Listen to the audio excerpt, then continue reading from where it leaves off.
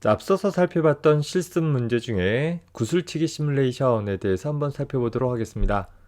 이 문제 같은 경우는 객체지향적으로 문제를 푼다라는 것을 연습을 해보기 위해서 어떤 식으로 클래스들이 서로 상호작용할 수 있도록 할 수 있는지에 대한 고민들을 해볼 수 있는 좋은 예제인 것 같습니다. 자, 먼저 이 예제에서는 두 어린이가 서로 구슬들을 가지고 있고 그 구슬을 가지고서 상대 어린이와 구슬치기 게임을 통해서 소위 구슬을 따고 혹은 잃고 하는 작업들을 시뮬레이션 해볼 수 있는 간단한 예제가 될 것입니다.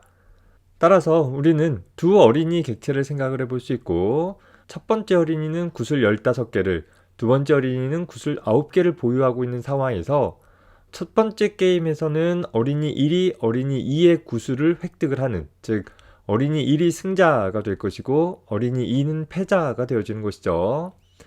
반면에 두 번째 게임에서는 어린이 2가 승자가 되어져서 어린이 1의 구슬을 7개 획득하는 그 과정을 시뮬레이션 해보자 라는 것입니다. 자, 우리가 객체지향적으로 문제를 풀기 위해서는 먼저 객체가 필요하다라고 했었고, 현재 시뮬레이션 내용에서 본다라고 하면 명사 부분들을 살펴봤을 때 1차 게임, 2차 게임 혹은 구슬 몇 개 이런 표현들이 있을 수 있는데, 단지 게임의 회차라든가 혹은 구슬의 개수라는 것은 단순 숫자 정보로 표현하면 충분하기 때문에 굳이 객체로 표현할 필요는 없을 거예요. 자, 반면에 어린이 1과 어린이 2라는 것은 단순 숫자로 표현하기보다는 어떤 구슬이라는 상태 정보를 가지고서 다른 어린이와 상호작용해 가면서 어떤 게임을 진행해 나갈 수 있는 소위 속성 정보와 행위 정보를 가지고 있는 하나의 복합적인 실체로 생각을 해볼 수 있기 때문에 바로 이 어린이 부분들을 이 문제에서 필요로 하는 객체로 만들어 볼 필요가 있을 것입니다. 자, 먼저 어떤 걸 객체로 만들 것인지를 선정을 했다라고 하면 그 객체가 가지고 있는 속성과 행위 정보 중에서 행위를 먼저 만들려고 하기보다는 그 객체가 어떤 속성을 가져야 하는지를 먼저 좀 생각을 해보는 것이 수월하게 객체들을 구성을 해나가는 데 도움이 될 것이에요. 현재 두 어린이 객체들은 각각 서로 다른 개수이지만 구슬이라는 것을 보유하고 있어야 한다라는 특징이 필요한 것이죠. 실제 구슬치기 게임이 어떻게 진행되는지는 상관이 없어요. 관심도 없어요. 우리가 하나의 클래스를 표현한다라고 했을 때 추상적으로 표현한다라고 했었잖아요. 그저 이 문제에서 우리의 관심사는 구슬이 어린이 1, 2 사이에 어떻게 이동하고 있는가라는 것만 확인을 해보면 되는 것이고, 더불어서 각 게임의 진행 전후에 각 어린이는 구슬의 개수가 어떻게 변화했느냐라는 것만 확인을 해보면 되겠다라는 거예요. 자, 이를 위해서 우리는 child라는 어린이 클래스를 생성을 해보고자 하는 것인데, 앞서서 얘기한 것처럼 이 child라는 어린이 클래스로부터 만들어진 객체는 구슬치기 게임에 참여하는 각 어린이가 소유하고 있는 구슬의 개수를 저장하도록 해보자 라는 거예요. 물론 좀 더 안전하고 명확한 사용을 하기 위해서 각 어린이 객체 생성 시 그 자신이 보유할 초기 구슬 개수들을 초기화하도록 하자라고 했어요. 자, 이 얘기는 뭐예요?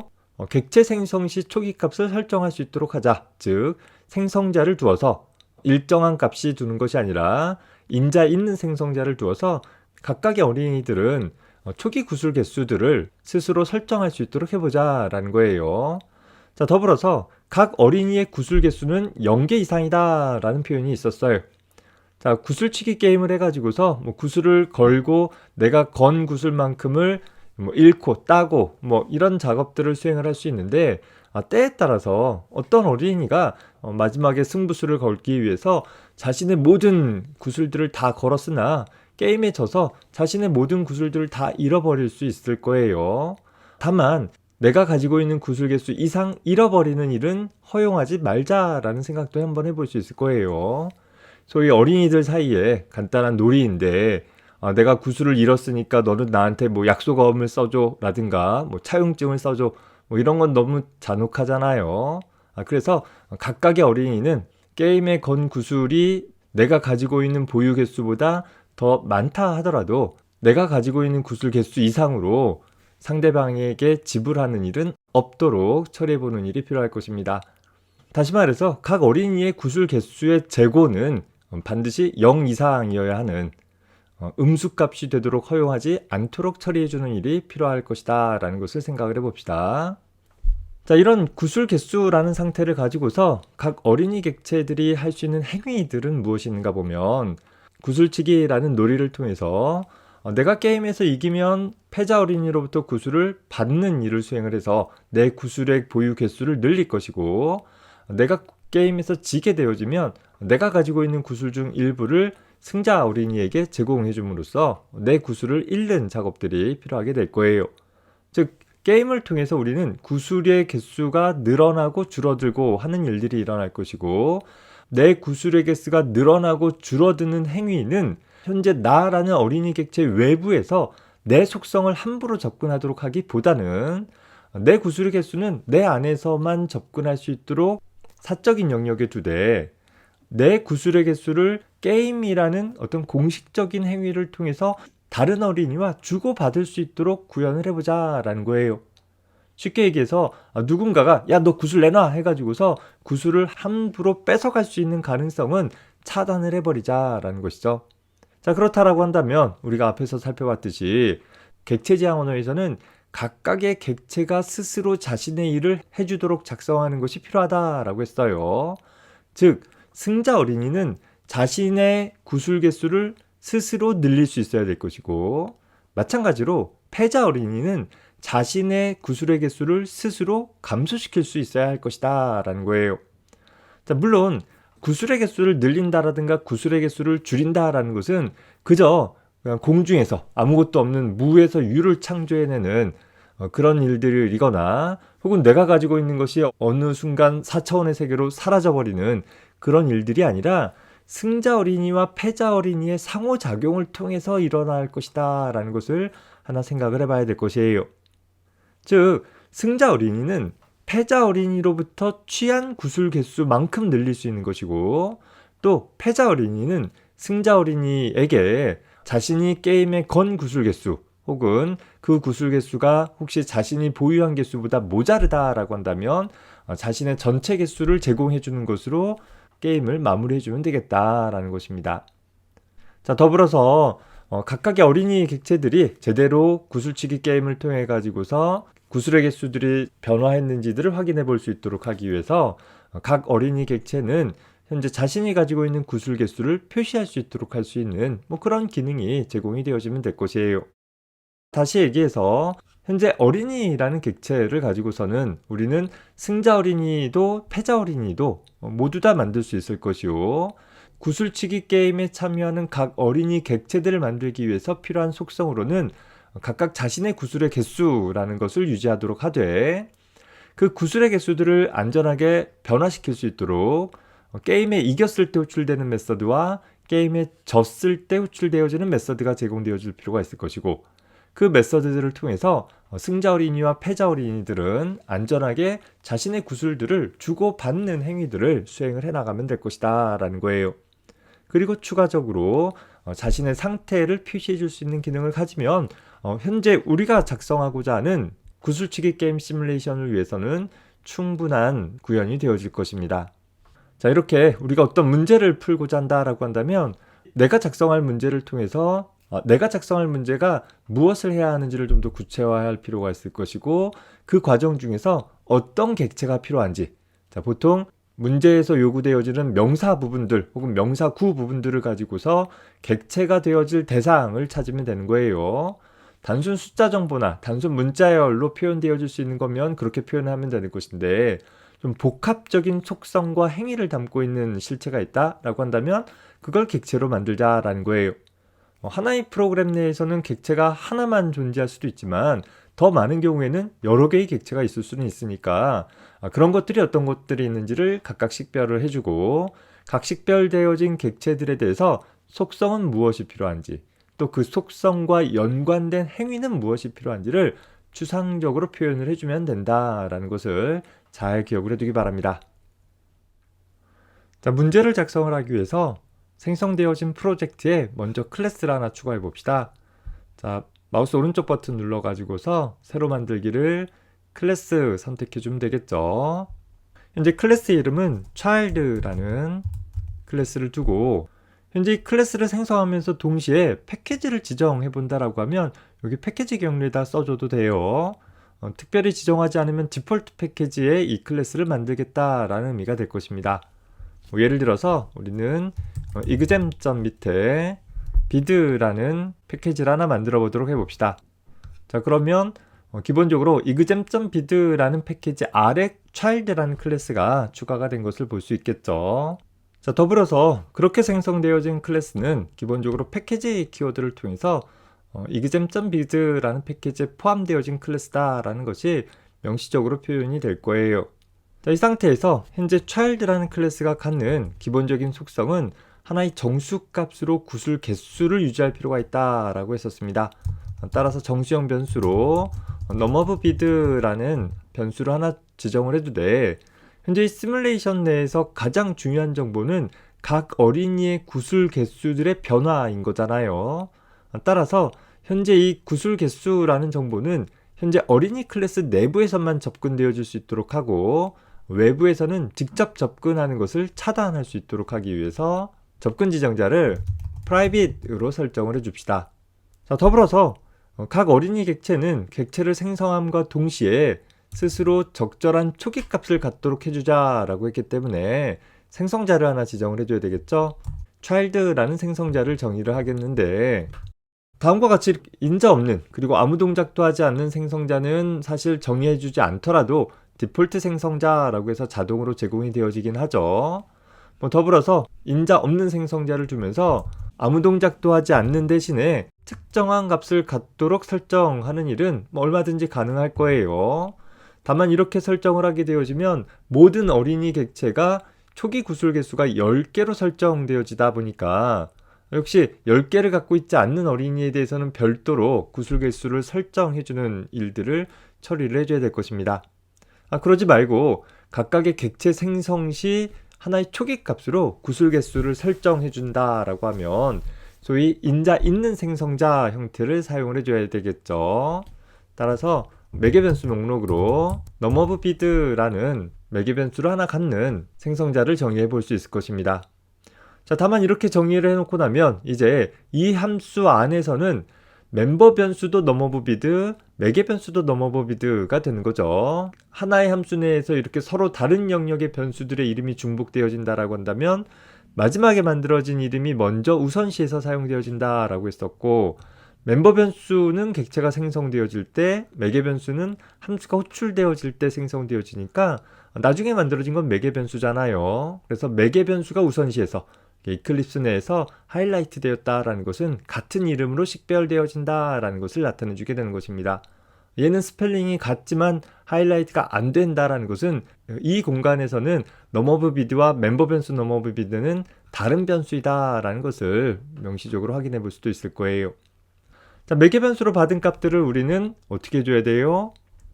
멤버 변수 numOfBid에다가 설정해 줘야 되니까 바로 이럴 때 우리가 사용을 할 수 있는 것이 this 참조 변수이다 라는 것이죠. 따라서 현재 이 얘기는 매개 변수 numOfBid를 멤버 변수 numOfBid에 저장해라 라는 그런 구문이 될 거예요. 자, 일반적으로 퍼블릭 클래스다 라고 한다면 다른 패키지에서도 이 child라는 클래스 이름을 가지고서 참조 변수를 만들 수 있는데 객체도 만들 수 있으려고 한다라고 하면 생성자도 퍼블릭에 있어야 되겠죠. 물론 다른 패키지가 아니라 현재 패키지 내에서만 객체를 생성하도록 제한하고 싶다라고 한다면 그냥 디폴트 상태로 놔두면 됐을 거예요. 자, 이렇게 기본적으로 child 클래스에 대한 생성자를 정의를 해볼 수 있을 것이죠. 자, 이러고 나서 현재 객체에 대한 정보들을 출력할 수 있도록 하기 위해서 지금 가지고 있는 정보라고 해봐야 구슬 개수밖에 없으니까 간단하게 show라는 퍼블릭 메서드를 추가해 줌으로써 현재 구슬에 대한 보유 개수를 출력할 수 있도록 구성을 해볼 것입니다. 자, 현재 만들어진 이 child라는 클래스가 제대로 동작되어지는지를 한번 확인해 봅시다. 자, 이것을 위해서 우리는 다시 source라는 항목 선택해주고 오른쪽 버튼 눌러서 새로 클래스를 만들기를 childex라는 메인 메서드를 갖는 클래스를 하나 생성을 해봅시다. 자, 이랬을 때 우리는 여기서 child라는 클래스를 가지고서 어린이 1 객체를 하나 생성을 하기 위해서 참조 변수 생성하고 생성자 호출을 통해서 현재 15개의 초기 구슬을 갖는 어린이 객체를 하나 생성해 보도록 할게요. 여기 childex가 디폴트 패키지 안 만들어졌네요. 마우스로 드래그 앤 드랍해서 패키지 바깥으로 빼버립시다. 그리고 패키지 내에 있는 것은 삭제할게요. 자, 일부러 한번 우리 연습해보기 위해서 다른 패키지에 둔 거예요. child라는 클래스는 exam.bid라는 패키지 안에 있고 childex라는 즉 child 객체를 생성하는 메인 메서드를 담고 있는 클래스는 현재 디폴트 패키지에 두도록 구성을 해봤습니다. 그랬더니 어떻게 됐어요? 현재 child라는 클래스를 타입으로 사용할 수 없다라는 오류가 나타나고 있는 거죠. 왜? 기본적으로 다른 패키지에 있는 클래스는 그 존재를 알 수 없기 때문에 우리는 반드시 임포트 해주는 일이 필요하다라고 했어요.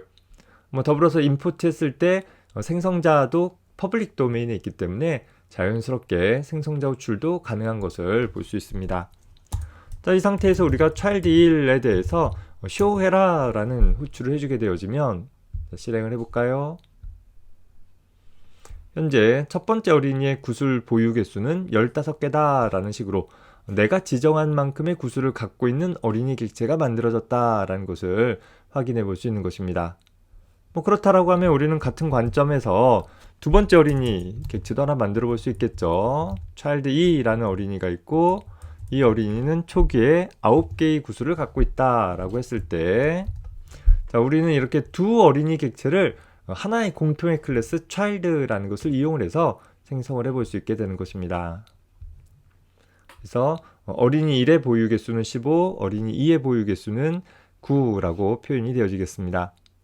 게임 전 각각 어린이의 구슬 보유 개수들을 조금 더 명확하게 나타내 준다라고 한다면 문제에서 요구하진 않았지만 필요에 따라서 그저 show라는 메서드를 저렇게 무미건조하게 호출하도록 하는 것 대신에 다음과 같이 적당히 꾸며가지고서 표시해주는 일을 해볼 수 있을 것이에요. 자, 혹은 게임 전후에 현재 이 childex라는 클래스 내부에서 구슬치기 게임 전후에 이렇게 각 어린이의 구슬 보유 개수들을 출력하는 이런 출력문들을 일일이 나열해주면 좀 번거롭다 싶다라고 하면 이를 조금 더 편리하게 처리할 수 있도록 하기 위해서 childex에다가 이 작업들을 처리할 수 있도록 수정을 해볼 수도 있을 것입니다. 그 구성부터 한번 바꿔볼게요. 이제까지 우리는 메인 메서드를 갖고 있는 클래스에다가는 그냥 메인 메서드 하나만 두거나 혹은 메인 메서드에서 손쉽게 참조할 수 있도록 하기 위해서 스태틱 메서드 한두 개를 더 첨가하는 선에서 마무리를 했는데 사실 이 childex라는 클래스도 클래스이더라 라는 거예요. 그 자신이 하나의 구슬치기 시뮬레이션을 처리하기 위해서 필요한 어떤 속성과 행위들을 가질 수 있겠다라는 것이죠. 자, 예를 들어서 만약에 우리가 child라는 클래스 타입으로 child1, child2라는 참조 변수들을 멤버 변수 영역에 둔다라고 한다면 자, 항상 우리 자바 언어에서는 클래스 타입의 변수는 그저 하나의 참조 값을 갖는 변수에 불과하다라고 했었어요. 자, 그럼 이런 참조 변수가 실제 객체를 가리킬 수 있도록 하기 위해서는 반드시 new 연산자를 통해서 객체를 할당해 줄 필요가 있다라고 했었어요. 자, 다만 여기에 있는 참조 변수는 이 메인 메서드 안에서 지역적으로 선언되어진 변수이기 때문에 이 멤버 변수 영역에 선언되어진 child라는 변수와는 개별적인 변수로 취급이 되어진다라고 했었어요. 자, 그래서 메인 메서드 안에서 변수 선언을 한번 지워 볼게요. 자, 그리고 나서 다시 child1 선택을 해보면 어떻게 되어져요? 현재 이 child1과 이 child1은 다소 연관이 있는 것처럼 보이기는 해요. 자, 그런데 문제는 오류가 발생이 되어져 있고 그 오류 메시지를 봤더니 뭐라고 되어 있어요? 현재 child1을 스태틱 멤버로 바꿔라 라는 거예요. 자, 왜 그러겠어요? 현재 이 메인 메서드는 스태틱 메서드이기 때문에 스태틱 메서드 내에서는 자신의 인스턴스 멤버에 접근할 수 없다라고 했었죠.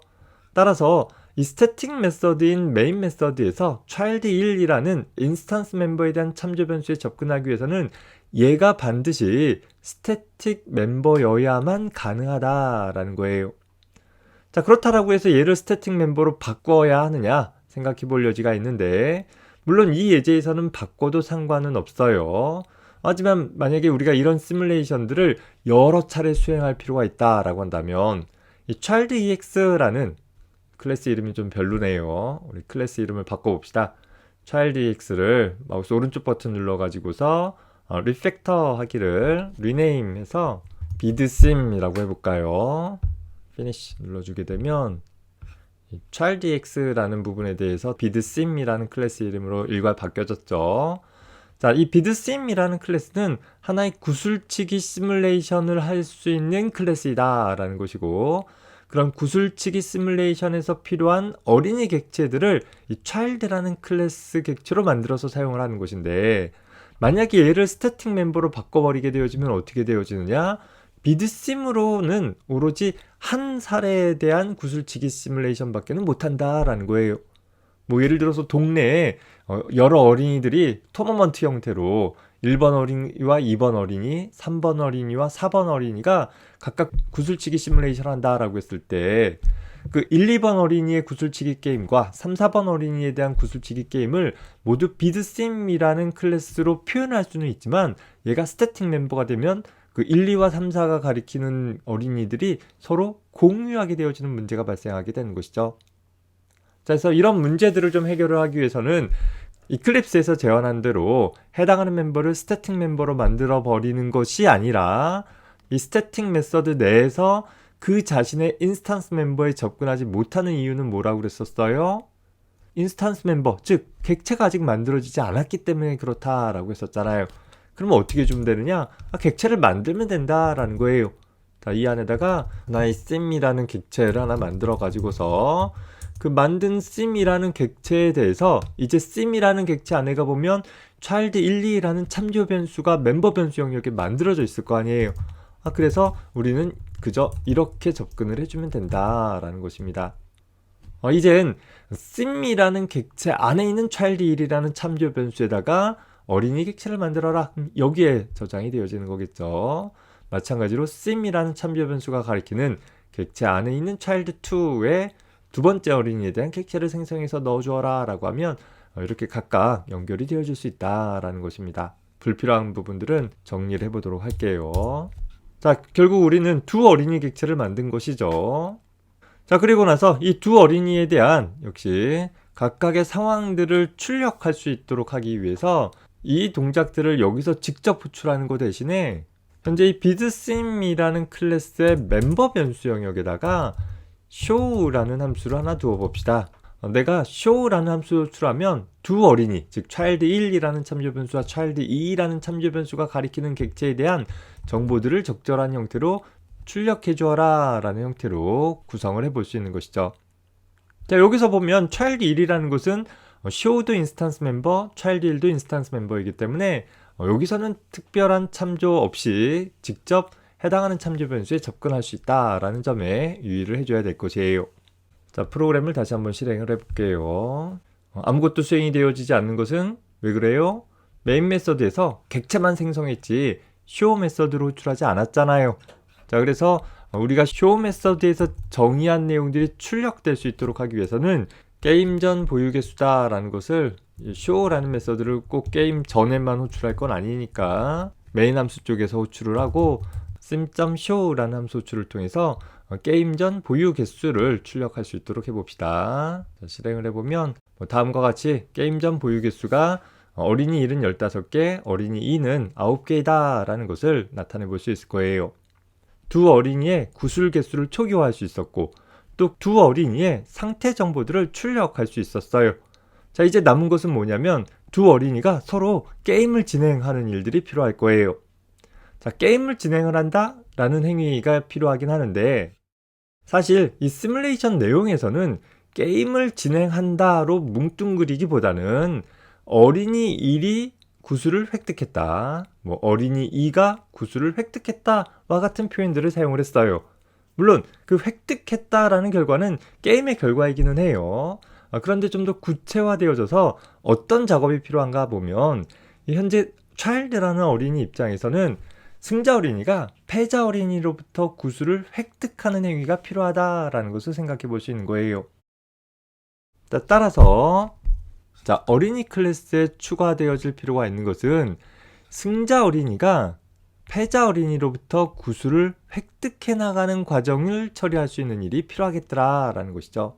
자, 따라서 퍼블릭 도메인에 추가하기를 이제 obtain bid라는 메서드를 통해 가지고서 우리는 승자 어린이가 구슬을 획득하는 행위를, 즉 자신의 구슬 개수를 증가시켜주는 행위를 처리하도록 해볼 수 있을 거예요. 자, 마찬가지로 패자 어린이는 어떻게 되어져요? 승자 어린이가 패자 어린이의 주머니에서 함부로 구슬을 자기가 원하는 만큼 가져가도록 방치하는 것이 아니라, 패자 어린이는 자기가 게임에 진 구슬 개수를 순순히 내줄 수 있는 작업들이 필요하게 된다라는 거죠. 자, 따라서 역시 우리는 lose bid라는 메서드를 통해서 패자 어린이가 자신의 구슬을 내줄 수 있도록 해주는 처리가 필요하게 될 것입니다. 자, 패자 어린이는 구슬을 내준다라고 하면 그저 자신의 구슬 개수를 빼서 바닥에 버려버리면 되는 것이 아니라 승자 어린이에게 줘야 되는 거잖아요. 또 승자 어린이는 어디 공중에서 구슬을 받는 것이 아니라 패자 어린이가 건네준 구슬을 받아서 자신의 주머니에 넣어주는 작업들을 수행을 해줘야 한다라는 거예요. 자, 이때 구슬을 주고받는 것에 있어서 주체가 되어지는 사람은 누구일까 가만히 보면 사실 누구도 될 수 있어요. 그런데 일반적으로 보면 패자 어린이보다는 승자 어린이가 더 주체가 되겠죠. 따라서 승자 어린이가 패자 어린이에게 야, 내가 게임에서 이겼으니까 구슬 몇 개 줘 라고 요청을 하면 패자 어린이는 순순히 자신이 게임에서 건 그 구슬을 내주는 처리를 해주면 될 것이다 라는 것입니다. 자, 따라서 승자 어린이는 obtain bid라는 메서드를 호출을 할 때 현재 자신이 게임에 건, 즉 자기가 이겼을 때 받고자 하는 구슬 개수를 인수로 받을 것이요, 패자 어린이는 역시 자신이 게임에서 건, 하지만 게임에 졌기 때문에 내줘야 할 구슬의 개수를 인자로 전달받는 일들이 필요하고, 더불어서 그렇게 자신이 잃어버린 구슬들의 개수를 반환해 주도록 구성을 해볼 거예요. 얼핏 생각하면 내가 10개 잃었으면 10개 내주면 되면 뭐 굳이 반환값으로 받아야 될 필요가 있나? 라고 생각해 볼 수는 있어요. 근데 우리 앞에서 가정했기를 내가 모든 구슬을 다 걸었는데 내가 구슬이 5개밖에 없는데 내가 게임에 구슬을 10개를 걸었다라고 한다면, 그런데 게임에 져버렸어요. 그러면 내 구슬의 재고를 마이너스 5로 유지하기보다는 내 거 다 줘버리고 많은 처리를 수행을 해보자 라는 거예요. 다시 말해서 패자 어린이는 현재 매개 변수로 받은, 즉 게임에 내가 져서 내줘야 하는 구슬 개수와 내가 가지고 있는 재고를 비교해 봤을 때 재고가 부족하다라고 하면 내 재고를 0으로 만들어 버리고 있는 만큼 다 내주는 형태로 처리를 하되, 내 재고가 충분하다라고 한다면 현재 재고에서 게임에 잃은 개수만큼을 차감하고 그 개수만큼 반환해 주도록 처리를 해볼 것입니다.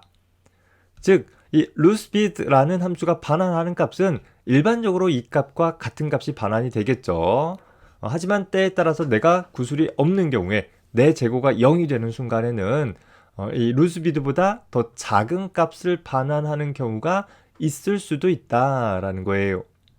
자, 더불어서 obtain bid를 호출할 승자 어린이의 경우를 살펴봅시다. 자, 승자 어린이는 아까 혼자 저절로 구슬이 생기는 것이 아니다라고 했었죠. 뭐 여러 어린이가 있다라고 했을 때 현재 승자 어린이가 A라고 가정한다면 뭐 B, C, D 어린이가 있을 때 B 어린이와 게임을 해서 이겼으면 B 어린이로부터 구슬을 취해야 될 것이고, C 어린이와 게임을 해서 이겼으면 C 어린이로부터 구슬을 취해줘야 한다라는 거예요. 자, 따라서 obtain bid라는 구슬을 얻는 동작들은 혼자 할 수 있는 것이 아니라 항상 대상이 필요한 것이고, 그 대상 어린이를 하나의 매개 변수로 전달받도록 구성을 해보겠다라는 것입니다. 자, 이러면 승자 어린이는 이 어린이로부터 이 개수만큼 구슬을 얻어오는 작업들을 수행을 해주면 되는 것이고, 그 얻어온 구슬은 뭘 해주면 되겠어요? 자신의 넘어브 비드, 자신의 구슬 개수에다가 누적해서 더해주면 되는 것이겠죠.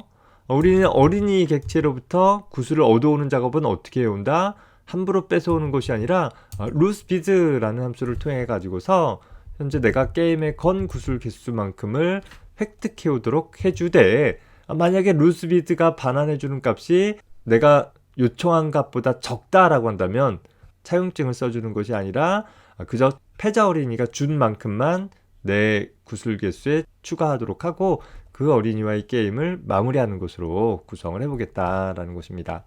자, 특히 여기서 우리가 살펴볼 것은 상대 어린이를 함수의 인수로 바꾸자 했을 때 메서드의 매개 변수로 클래스 타입, 즉 객체를 전달받는다라고 한다면 자바의 모든 객체는 참조값들이 전달되는 거잖아요.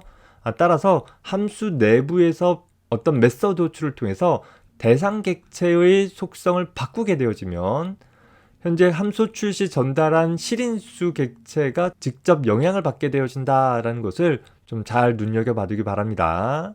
더불어서 승자 어린이가 패자 어린이의 속성을 직접 접근하는 것이 아니라 패자 어린이의 메서드를 통해서 패자 어린이는 그 자신의 메서드를 통해서 자신의 상태 정보들을 수정해야 하는 것이고 승자 어린이는 그 메서드의 결과를 전달받아서 역시 자신의 상태 정보를 수정하도록 해야지 안전한 사용이 보장되어질 수 있다라는 것입니다. 우리가 시뮬레이션을 완성을 해본다라고 하면 1차 게임에서 어린이 1은 어린이 2에게 구슬 2개를 획득하는 요청을 보내면 될 것이요.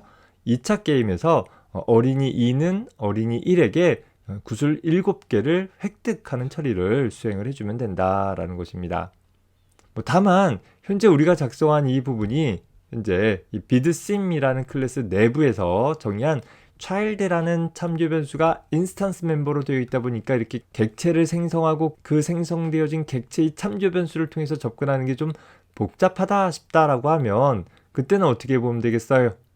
아까 맨 처음에 했던 것처럼 현재 멤버 변수 영역에 child라는 참조 변수를 없애버리고 메인 메서드 안에서 모든 처리를 하거나 얘를 스태틱 멤버로 바꾸고 얘를 스태틱 메서드로 바꾸게 되어지면 더 이상 sim.이라고 접근할 필요 없이 바로 접근하는 것도 가능은 할 것입니다.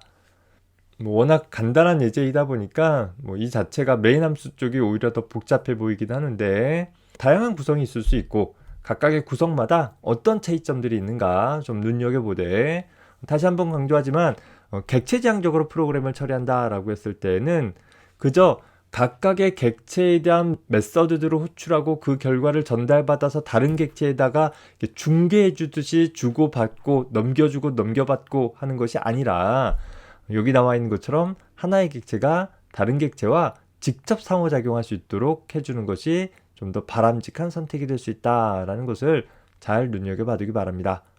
물론 우리 수준에서는 이렇게 접근해야 하는 것들이 좀 쉽게 와닿지 않을 수는 있지만 궁극적으로 객체지향적으로 처리한다라는 것에 아주 좋은 본보기가 될 수 있는 예제이니까 여러분들이 작성했던 코드 한번 비교해서 정리를 해두기 바랍니다. 수고했습니다.